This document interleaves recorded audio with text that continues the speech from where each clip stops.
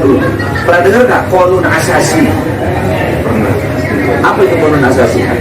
Qonun Asasi itu asas berdirinya NU. Asas berdirinya NU tahun 1928.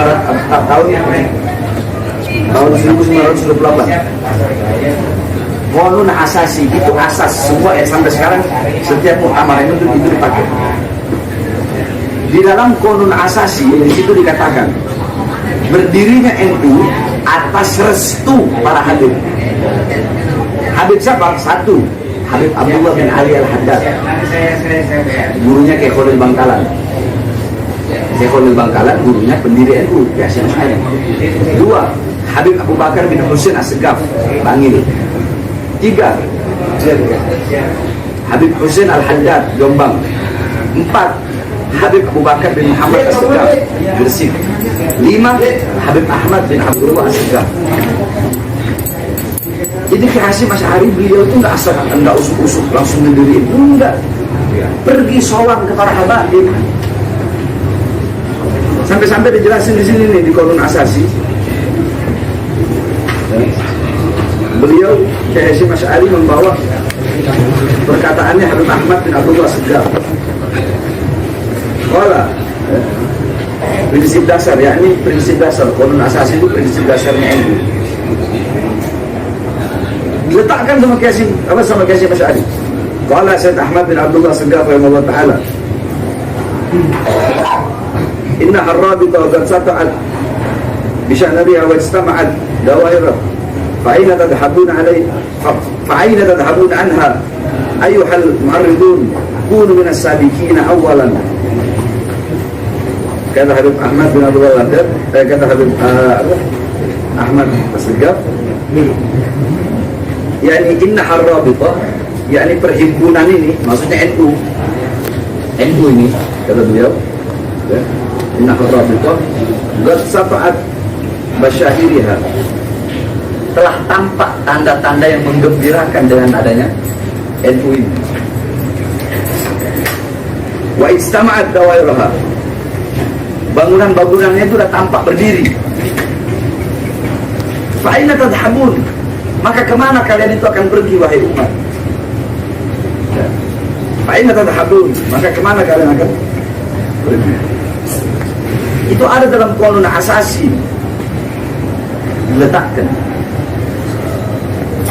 Jadi NU dan habaib itu tidak akan pernah bisa dipisahkan. Bahkan di sini Kiai Hasyim Asy'ari itu beliau dijelaskan salah satu daripada ulama pada waktu itu yang dimana beliau sangat mengagumi daripada karya-karya Al-Habib Abdullah bin Ali Al-Haddad. Contoh,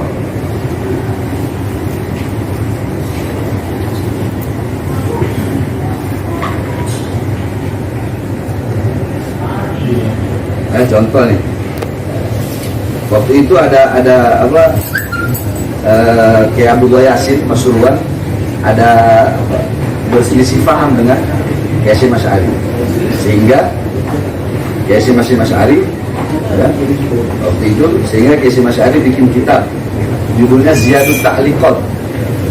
Judul kitabnya Ziyadut Ta'liqat. Di situ beliau bilang wa minha anna qaul Syekh fa ya rabbi 'allimna bi lutfika waqfina ila akhir al-abyat al-thalatha masruqat min qasidatil qutbil gauth Al-Habib Abdullah bin Al-Haddad fi Duri Mandum. Kata Syekh, kata Kiai Hasyim Asy'ari, Kiai Abdullah Yasin ini mencuri masruqat, yakni 3 syair, yakni abiyat, baik syair yang diutarakan oleh Kiai Abdullah Yasin itu, kata Kiai Hasyim Asy'ari, masruqat, diambil, dicuri daripada karya atau syair yang dibuat oleh Al-Qutbul Ghuth, seorang wali kutub. Siapa itu? Habib Abdullah bin Ali Al-Haddad dalam kitab beliau Ad-Durrul Mandum. Dari mana Kiai Hasyim Asy'ari bisa tahu kitab-kitab yang Al-Haddad kalau bukan beliau mempelajari kitab-kitab? Terus NU berdiri di Surabaya Jawa Timur lah, daerah Jawa Timur dulu. Itu ketika NU mau ke Jakarta, nggak bisa langsung tahu-tahu masuk Jakarta aja. Karena Jakarta ketika itu wilayah Habib Ali bin Abdurrahman Al-Habsyi Kuitang, yang merupakan gurunya Soekarno. Besok yang menentukan hari kemerdekaan Indonesia itu Habib Ali Kuitang. Tentukan hari kemerdekaan, ya, tentukan hari kemerdekaan, yang menentukan itu Habib Ali bin Abdurrahman Al-Habsyi Kuitang. Makanya kita buka coba, Soekarno besok 17 Agustus 16 malamnya itu Soekarno ada di Kuitang, nginep di rumah Habib Ali. Makanya ketika memproklamirkan, kan agak telat di koran-koran Belanda, telat ketika memproklamirkan kemerdekaan. Kenapa? Karena Soekarno tidur di rumah Habib Ali Kuitang, dan Habib Ali Kuitang yang menentukan tanggalnya, memproklamirkan, dan beliau yang pertama kali memerintahkan untuk semua Jakarta, mau kiainya, mau ustadznya, semua masyarakat Jakarta kibarkan bendera merah putih di depan rumah. Itulah yang menjadi tradisi sampai sekarang. Kenapa 17 Agustus kita kok nyebarin, kita kok ngibarkan bendera? Itu tidak terlepas dari jasa Habib Ali Kuitang.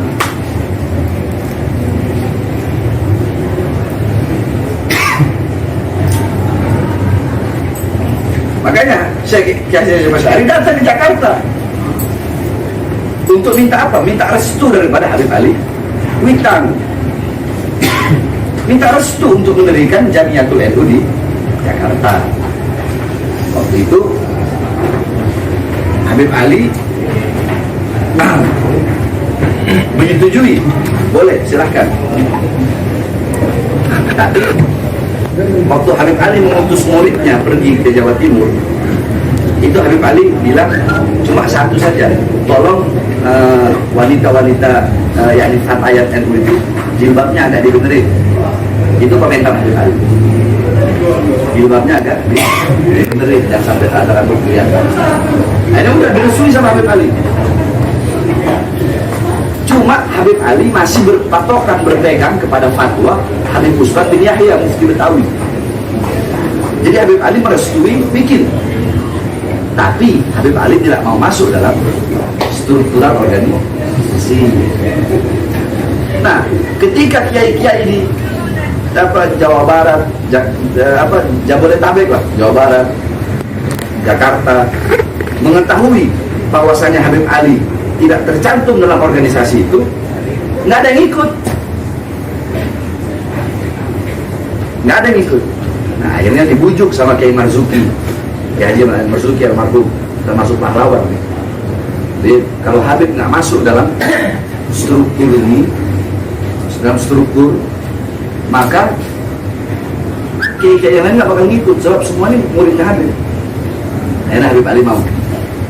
Beliau istikharah, beliau mau, masuklah beliau beliau menyatakan diri, saya Nahdiyin. Ketika beliau berkata seperti itu, langsung 1000 kiai lebih masuk NU semua. Jadi udahlah, jangan membenturkan NU dengan habaib, jangan. Sebab dari zaman dulu itu nggak bisa dipisahkan. NU mazhabnya loh, Imam Syafi'i belajar ke apa? Imam Maliki. Imam Maliki dan Imam Hanafi, beliau berdua belajar kepada Imam Ja'far As-Shadiq yang merupakan guru besar 4 mazhab. Imam Ja'far As-Shadiq kakeknya siapa? Kakeknya antum atau kakeknya ana? Para habaib. Hah? Antum. Azan aja. Allahu Akbar, Allahu Akbar, Allahu. Terus Allahu Akbar, Allahu Akbar. Asyhadu an la ilaha illallah.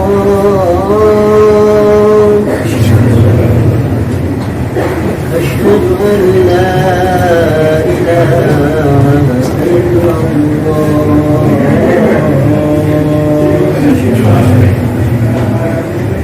أشهد أن محمدا رسول الله. Asyhadu anna Muhammad Rasulullah. Artikan, aku bersaksi bahwasanya Nabi Muhammad adalah Nabi Muhammad. Ini andaikan antum salah satu kiai NU yang benci kepada para habaib, Anda ingin bertanya, ketika antum azan asyhadu anna Muhammad Rasulullah, Muhammad jaddak atau jaddi? Muhammad Rasulullah kakek ente atau kakek anak? Kalau ente berkata Rasulullah Muhammad kakek ente, faqad kadzabta, maka ente telah berdusta. Jaddak atau jaddi? Hah? Nah, ya, ini pertanyaan anak ke kiai-kiai yang ngaku NU, tapi sangat ingin memenjarakan anak. Pertanyaannya, kalau ente bilang Muhammad kakek anak, terus kenapa ente berani ingin memenjarakan seorang anak cucu yang kakeknya ente yakini sebagai nabi ente?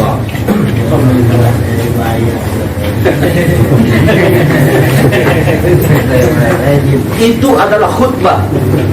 Itu khutbahnya anak punya kakek Al-Imam Ali Zainal Abidin di depan penduduk Kufah. Ketika itu Yazid udah mulai ketakutan karena Imam Ali Zainal Abidin teramat apa? Man arafani faqad arafani, kata beliau. Siapa yang telah mengenal kami, maka sungguh dia telah mengenal kami. Dan barang siapa yang belum mengenal kami, belum mengenalku, akan aku perkenalkan siapa diriku. Ana ibnu Zamzam was-Safa. Ana ibnu man usri Allah minal masjidil haram ilal masjidil aqsa. Ana ibnu man mi'rajahu Allah ila sidratil muntaha. Ana ibnu Muhammad ibn Abdullah. Ana ibnu man karramallahu wajhah. Ana ibnu Asadul Badri wal Hunain. Ana ibnu alladhi lam yaqtal walau tarfat 'ain. Ana ibnu Asadullah al-Ghalib Ali ibn Abi Thalib. Ana ibnu al-Kautsar. Ana ibnu alladhi man ismuha maktubun fil Qur'anil Kautsar. Ana ibnu Zahra al-Batul. Ana ibnu Fatimah al-Zahra. Ana ibnu Husain. Ana ibnu Husain alladzi da'awtumu thumma bataltum. Apa dia? Yang belum mengenalku, yang sudah mengenalku maka telah mengenalku. Yang belum mengenalku akan aku kenalkan siapa diriku, kata dia. Aku adalah putra dari seseorang yang menjadi putra Zamzam dan Safa. Aku putra seorang manusia yang dimana Allah perjalankan pada malam hari dari Masjidil Haram sampai Masjidil Aqsa. Aku putra dari seseorang yang Allah naikkan dari Masjidil Aqsa ke Sidratul Muntaha untuk berjumpa dengan Allah. Aku putra, kata beliau. Aku putra seorang manusia yang paling mulia di muka bumi dan paling mulia di langitnya Allah Subhanahu wa taala. Aku putra seorang kekasih Allah yang terpilih. Aku adalah putra Nabi Muhammad SAW. Aku adalah putra dari seseorang yang Allah muliakan wajahnya. Aku putra dari seseorang yang menjadi singa perang Badar dan singa perang Hunain. Aku adalah putra dari seseorang yang tidak pernah kafir walau sekedip mata. Aku putra Asadul Ghalib, singa Allah yang pemberani, singa Allah yang menerkam. Aku putra Ali bin Abi Thalib. Aku putra Husain. Aku putra Husain. Aku putra seseorang yang kalian penggal kepalanya dan kalian mengaku umatnya. Aku putra seseorang yang kalian panggil, kalian undang, kemudian kalian bunuh. Ketika mendengar itu, Yazid takut. Yazid bilang, Adzin, azan. Niatnya Yazid untuk memutuskan biar Imam Ali nggak ngomong lagi. Azan. Asyhadu an la ilaha illallah, Allahu akbar, Allahu akbar, Allahu akbar. Asyhadu an la ilaha illallah, asyhadu an la ilaha illallah, asyhadu anna Muhammadar Rasulullah. Langsung dia bilang, ya Yazid, Yazid, Muhammad jaddak atau jaddi? Muhammad kakekmu atau kakekku? Lau kunta Muhammad jaddak faqad kadzabta faqad kharajta minal Islam.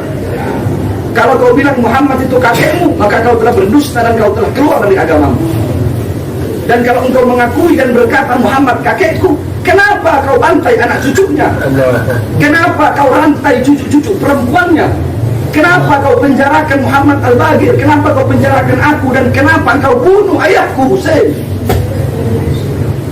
Pertanyaan seperti itulah yang ingin Anda pertanyakan kepada kiai-kiai NU yang benci kepada habaib. Makanya Anda bilang ke antum tadi azan asyhadu Muhammad Rasulullah. Anda tanya Muhammad jaddak atau jaddi? Nabi Muhammad kakeknya antum atau kakek anak? Anggap aja antum ini adalah kiai NU yang benci sama habaib. Kiai NU yang alirannya Islam Nusantara, yang liberal, yang pluralisme. Jaddak atau jaddi? Muhammad kakeknya anak atau kakeknya antum? Kakeknya? Habaib. Anak habaib bukan? Nah, kalau ente mengakui bahwasanya Muhammad Rasulullah jaddi kakeknya anak, kenapa ente mau jadi saksi yang memberatkan anak untuk masuk dalam penjara? Karena saya dibayar.